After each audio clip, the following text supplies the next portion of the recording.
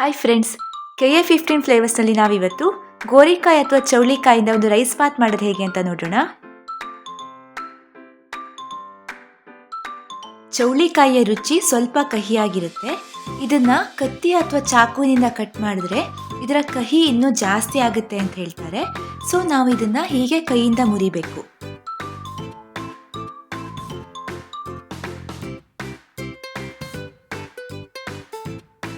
ಈಗ ಒಂದು ಬಾಣಲಿಲಿ ಅಡಿಗೆ ಎಣ್ಣೆ, ಸಾಸಿವೆ ಕಾಳು, ಚಿಟಿಕೆ ಅರಿಶಿನ ಪುಡಿ ಹಾಕಿ ಸಾಸಿವೆ ಸಿಡಿದಾದ್ಮೇಲೆ ಕರಿಬೇವಿನ ಸೊಪ್ಪು ಹಾಕಬೇಕು. ನಂತರ ಕಟ್ ಮಾಡಿ ಇಟ್ಕೊಂಡಿರೋ ಚೌಳಿಕಾಯಿ, ರುಚಿಗೆ ತಕ್ಕಷ್ಟು ಉಪ್ಪು ಹಾಕಿ 3 ರಿಂದ 4 ನಿಮಿಷ ಮೀಡಿಯಂ ಫ್ಲೇಮಲ್ಲಿ ಫ್ರೈ ಮಾಡ್ಕೊಳ್ಬೇಕು.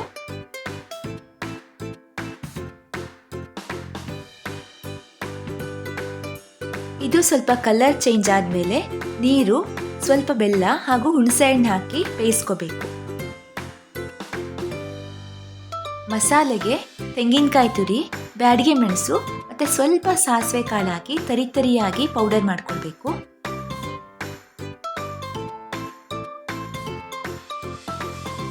ನೋಡಿ, ಹೋಳೆಲ್ಲ ಚೆನ್ನಾಗಿ ಬೆಂದಿದೆ. ಈಗ ಇದರಲ್ಲಿರೋ ನೀರನ್ನೆಲ್ಲ ಸರಿಯಾಗಿ ಆರಿಸ್ಕೊಂಡು ನಾವು ಮಾಡಿಟ್ಟಿರೋ ಮಸಾಲ ಸೇರಿಸಿ ಚೆನ್ನಾಗಿ ಮಿಕ್ಸ್ ಮಾಡಬೇಕು.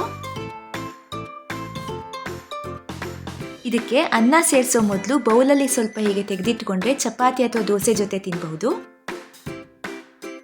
ಇದಕ್ಕೆ ಅನ್ನ ಹಾಕಿ ಚೆನ್ನಾಗಿ ಮಿಕ್ಸ್ ಮಾಡಿಕೊಂಡ್ರೆ ರುಚಿಯಾಗಿರೋ ಚೌಳಿಕಾಯಿ ಬಾತ್ ಲಂಚ್ ಬಾಕ್ಸ್ಗೆ ರೆಡಿ ಆಗುತ್ತೆ.